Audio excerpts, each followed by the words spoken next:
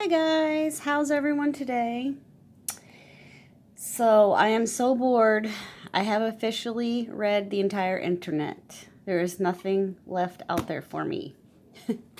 I hope you all are holding up well during the flu corona COVID crisis and keeping yourselves entertained. So along those lines, I thought I would bring you another chunk of my, sorry about all this junk on my table. Thought I'd bring you another chunk of my coloring book collection. So today we're going to do animals, but this is probably the biggest part of my collection, so I'm not going to be able to do all of them in one video. So I just brought out a chunk, and we'll look at those. So the first animal book I ever got was Millie Murata. I think this is one of the first, like, non dollar store-ish kind of coloring books that I even bought. I saw this on someone's channel and absolutely just fell in love with it. And I still love it. I do. I love it a lot. It's just the paper. It's the paper, Millie. Fix it. Because stuff comes through pretty bad. For me, anyway, the stuff I want to use. I've seen people do just absolutely beautiful, beautiful pictures in Millie's books. And if you stick to, for example, this one, I think I just used Prismacolors. There's a little bit of gel pen right there. See, I like to make things pop though, and you can't always do that without it coming through. So yes, pencil worked just fine. And then you can see here all the stuff coming through from the page. So I basically ruined my elephant because of using some, I think these were oil pastels. I can't remember. It's been a while. But it's what they feel like. Or maybe like watercolory crayons. Yeah, I think something very waxy. So you live and you learn, and since this one, you can see all the stuff came through there. Since this one was one of my first books, I did, learn what to do and what not to do pretty much. Although I still make mistakes. I think we all do, right? We think, well, this won't go through, or maybe this will be okay and I'll be able to blend it, and still it doesn't. So... But anyway, yeah, I love Millie's beautiful illustrations. Do I do them any justice? No, I don't. But just looking at her drawings is so inspiring to me. It makes me want to draw stuff myself. And then when I got my fine liner pens, I was like, okay, well, everybody talks about using fine liners in coloring books, so they should be okay. And no, they come through too. So you can see this paper is just, it's not, I don't know how to explain it. It's not that it's like super thin paper, but I don't know. Anybody out there who knows a lot about paper, explain to me if there's a difference between quality of paper. Like, okay, we all know that, thicker paper seems to feel more luxurious and feel better, but then again, there's some thicker papers that feel more cardboardy, so I don't know. I'm not a paper expert. I just know what I like and what I don't like. So what else in Millie's books? Well, here's one of the first ones I did. I did not have anything to really use on backgrounds at the time. I think this is crayons. But I was so like fascinated with how she has the little designs inside the big design. To me, that was just so attractive. I still like it. I do a lot of starting and not finishing, as you can see. But it's like once I've ruined it, I realized that it's ruined, then I'm like, I don't want to finish that and put all that work into it. I could always paint the backgrounds, I guess. But like I said, this was one of my first books. This one came out pretty good. This is all Crayola, so I like the way it turned out. This was one of my very first, and I did enjoy it very much. A lot of hours were spent just playing around in this one. Even her patterns are just so, I just love her artwork. I love you, Millie. Here's one that I just messed up with some big gray blobs. Have no clue what possessed me to do that, but I had a lot of dimensional type stuff on this page too. That was before I realized that if you put the stickles on the page before you do the other page, it's going to be very difficult to color in because you're going to have that bump. And so here was an idea that I liked. Like, I wanted to do the animal in like a variegated shades of one color watercolor and then go over it with fine liners. I think that would look really cool. But you can see how all the pages in here are very like warpy and wrinkly, and so yeah, Millie's books would be so nice if they had Millie's books on Johanna's paper. Wouldn't that be great? Here's a nice mandala I did. I think this one I was using oil, some kind of oil pencil. You can kind of see where it has that look to it. Giraffes, and then I just made splotches on him, and I was gonna go like back or over the whole thing with black, and you won't be able to see that it's splotchy. I thought that was a cool idea too, but then you can see how stuff I made a mess, because that's what I do. I make messes.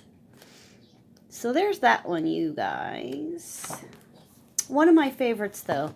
Someday I will repurchase this book and hopefully not make such a huge mess out of it.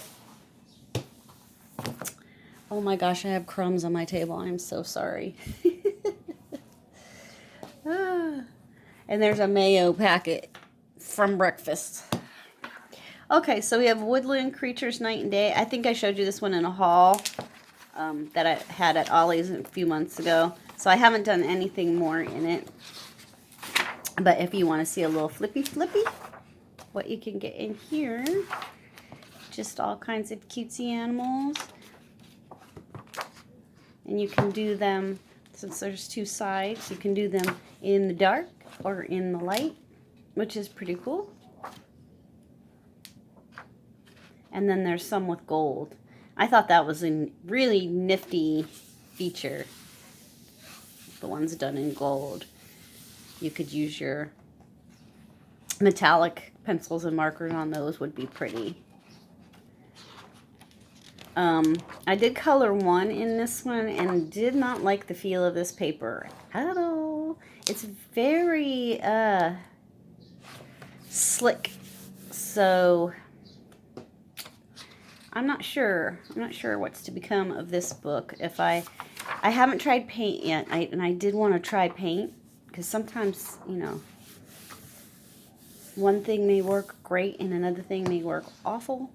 But I didn't quite like the feeling of rubbing pencils on this paper. But the designs are so cool, and the pictures themselves. So I definitely want to give it, you know, another chance before I pass it on to someone else, because I just think the pictures are really pretty. And, you know, if nothing else, you can cut these out. If you have kids, wouldn't your kids love to cut these animals out, color them in, glue them onto other pages? I mean, that's what my grandson loves to do when we're hanging out. So if you can find these books for $1.99, why not? And then I think I showed you guys this one too. Haven't done a bit in it, but these were 99 cents. Again, hard to pass up. These ones don't have the full page. Wait. Some do, some don't. But they do give you the really neat color palette idea.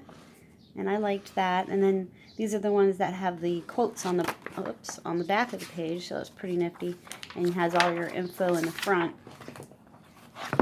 So I'm going to have to, wait a minute. Now I'm thinking I did do one in here, or I have to flip up here, guys, so I can see over top of the tripod.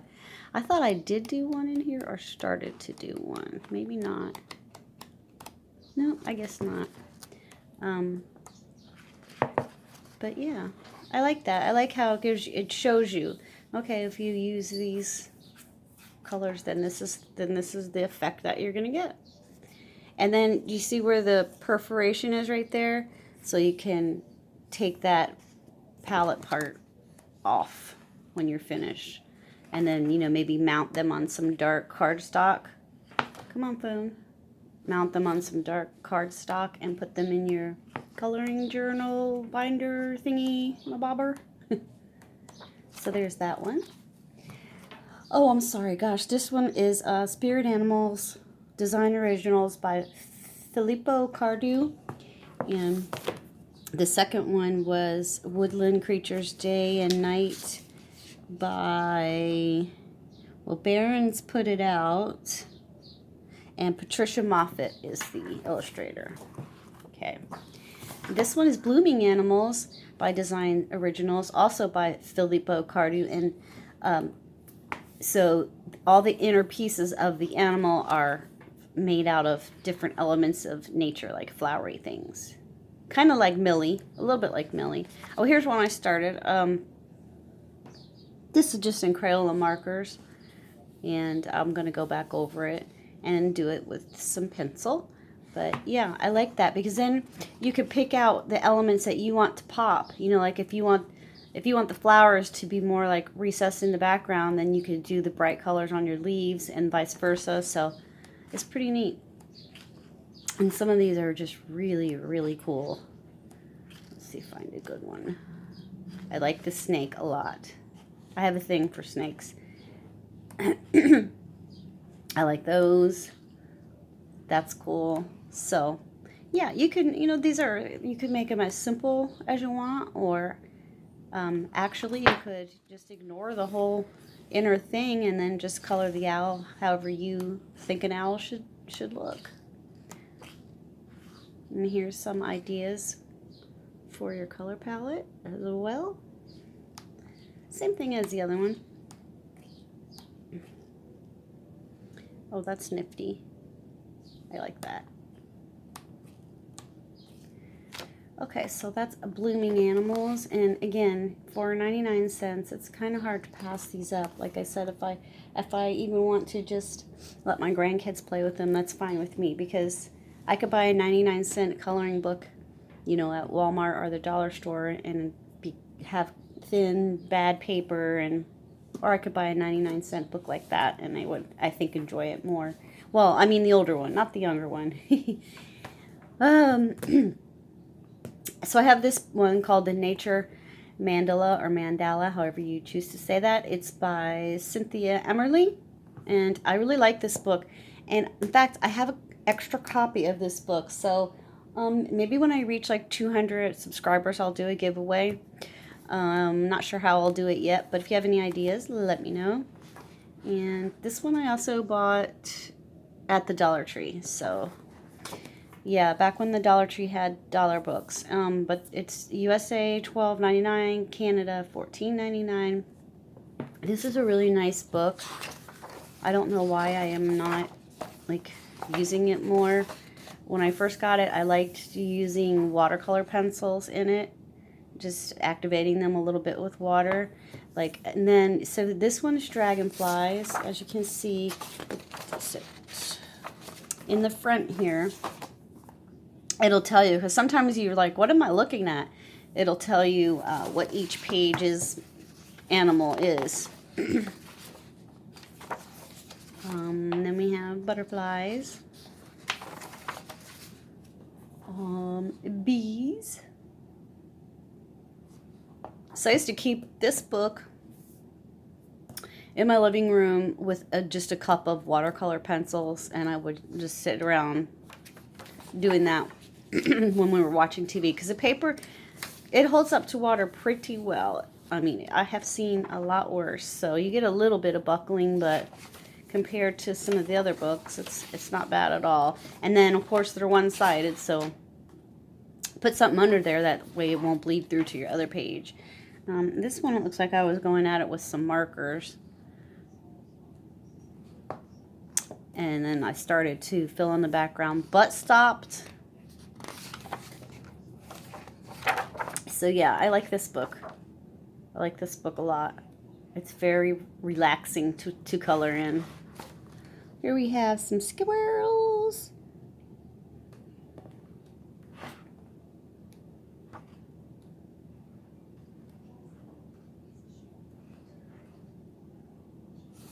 Oh, those will be fun. Octopuses. I think it's an octopus. An octopus or a squid. Yeah. With some fishies.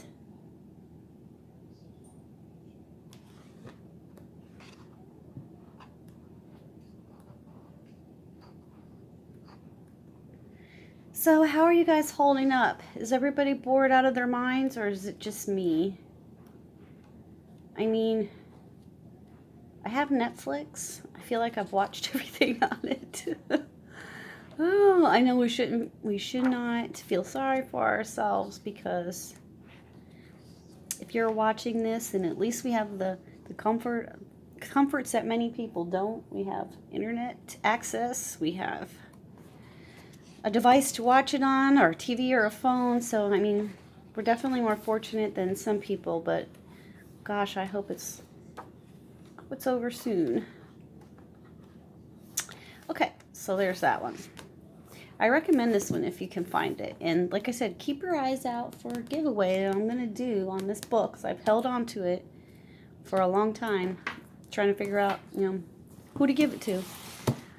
And then this one is Millie Murata, Beautiful Birds. I love birds. And this one I found at Ollie's, and it was $1.99. So I was all about that life. And then I ripped it. Yep, I did that. But yes, same paper. So same situation. If now that I have learned my lesson from the other book, not to use things that are going to bleed through, I will have a better time at making, less of a mess, because a better chance, at making less of a mess, because, and now I know how her paper reacts, and it is the same paper. And I have heard, oh, that's so pretty. I have heard people say that you could get Millie's books in, like, the artist's grade with, like, thicker, almost the cardboard paper. But I think they only come with 20 illustrations or something like that.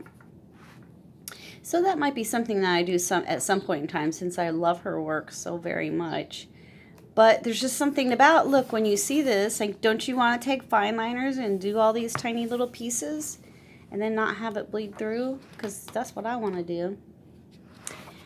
When I saw this one, I thought of taking this page out and making a mask for my grandson. I think he would get a kick out of that. He just turned 4.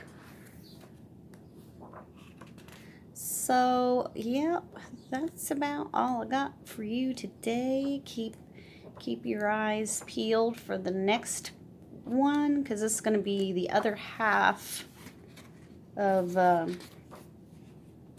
my animals book collection. So, here's the peacock that I did in November, which was basically me testing out the paper. I wanted to make sure, was it the same, was it different? So that was one I did, and I don't see anything bleeding through. This was just chalks, and then this was Crayola pencils, and then there's some.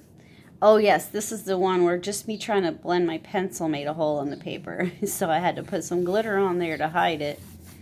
But overall, I think I got it now. I think I got it down pat. Just use pencil.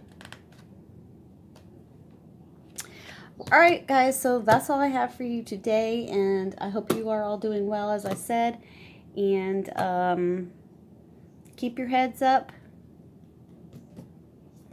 Stay busy. Try not to think negative thoughts, right? We'll get through this. All right, guys. I'll talk to you later. Bye.